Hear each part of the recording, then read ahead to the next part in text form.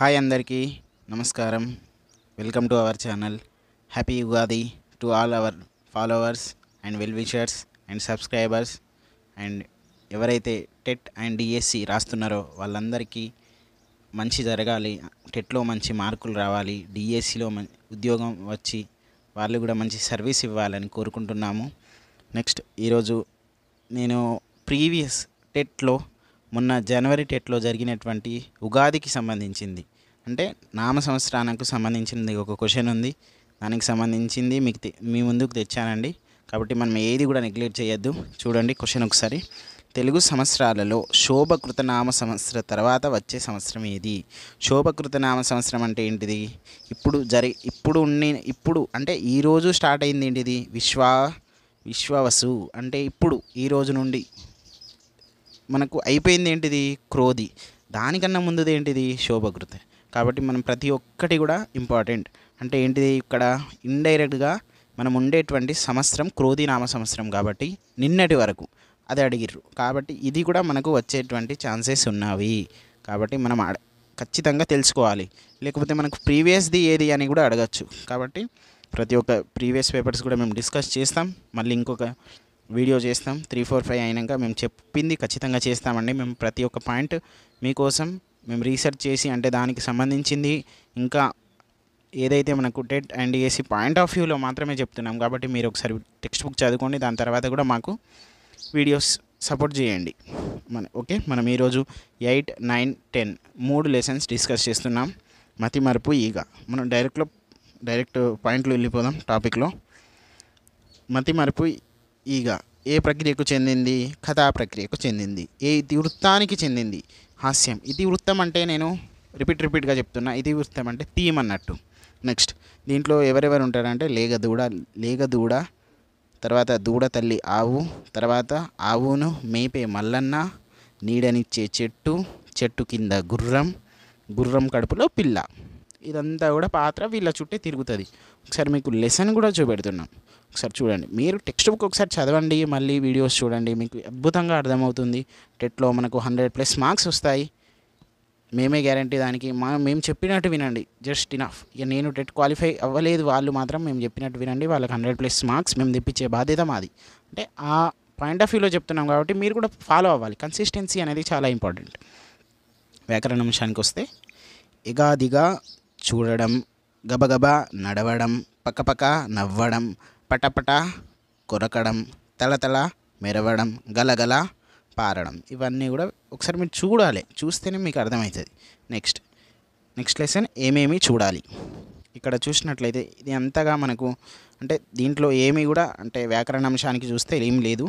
ముందు వచ్చినటువంటి లెసన్స్కి ఇక్కడ ప్రాక్టీస్ చేస్తున్నాయి. అవి ఒకసారి చూడండి. ఏ ప్రక్రియకు చెందిందంటే గేయ ప్రక్రియకు. నెక్స్ట్ ఏ ఇతివృత్తానికి చెందిందంటే ప్రకృతి పరిశీలన. చూడండి, నేచర్ అబ్జర్వేషన్. ఏమేమి చూడాలి అని మనకు ఇదంతా కూడా ఉంటుంది. ఏంటిది? గేయ ప్రక్రియలో. మీరు ఒకసారి చూడండి. నెక్స్ట్ 10వ పాఠం వేమన శతకం. వేమన శతకంలో శతక పద్యాలు ఉంటాయి. అవన్నీ కూడా మీరు ఒకసారి చదవండి. తర్వాత నేను అన్నా కదా, ఏ ప్రక్రియకు చెందిందంటే పద్యాలు, ఏ ఇతివృత్తానికంటే విలువలు. మీరు ఈ ఒక్క వేమన శతకం అనే కాదు, ప్రతి ఒక్క క్లాస్లో వేమన శతకం అంటే శతకాలకు సంబంధించి ఉంటాయి, శతక పద్యాలకు. అప్పుడు ఖచ్చితంగా దానికి తోకకు అటో ఇటో నైతిక విలువలో లేకపోతే ఇంకా విలువలు అని మాత్రం ఖచ్చితంగా ఉంటుంది. అది గుర్తుపెట్టుకోండి. తర్వాత ఏ శతకములు ఈ వేమన శతకం అంటే ఈ లెసన్లో ఏముంటుంది? శతకం వేమన శతకం. తర్వాత మకుటము ఏంటిది? విశ్వదాభిరామ వినురవేమ.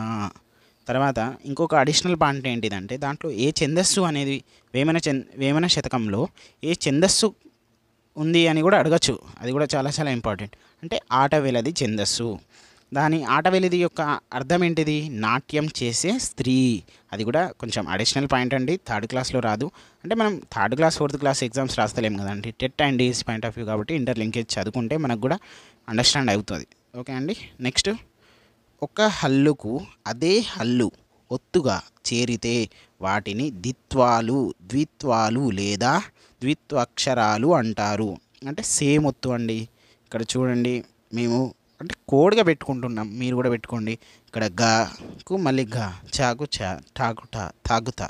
ఇగో ఇవన్నీ కూడా మనకు టెక్స్ట్ బుక్లో ఉన్నాయి. పాకు పా, కాకు కా, కుక్క, అన్న, అమ్మ, అక్కడ సేమ్ ఉన్నాయి కదా. ఇవన్నీ కూడా ద్విత్వాక్షరాలు. చూడండి నెక్స్ట్ మీకు టెక్స్ట్ బుక్లో మనకు ఇంకా ఉన్నాయి వ్యాకరణాంశాలు, అర్థాలు. ఆ శతకాలు ఉన్నాయి కదండి, వాటిలలో కొన్ని అర్థాలు ఉన్నాయి. అవి మన వ్యాకరణాంశం బ్యాక్ సైడ్ ఇచ్చారు టెక్స్ట్ బుక్లో, వాటికి చూద్దాం.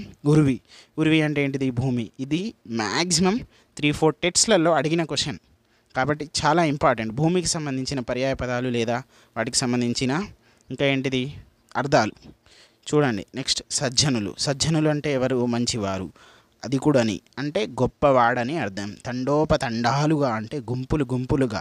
నెక్స్ట్ వ్యతిరేక పదాలు. కోపం అంటే ఏంటిది? శాంతం. ముచ్చు అంటే ఏంటిది? మంచి. ఆడే ఆడే ముచ్చుగాడరా అని అంటాం కదా మనం, అంటే నార్మల్గా మనకు అర్థం కావడానికి అట్లా చెప్తున్నా.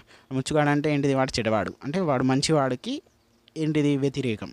నెక్స్ట్ ఏంటిది? దుర్జనులు అంటే ఏంటిది? సజ్జనులు. ఇక్కడనే చూసినాం కదండి మనం, సజ్జనులు అని మంచివారు, అంటే దుర్జనులు అంటే ఎవరు? చెడ్డవారు.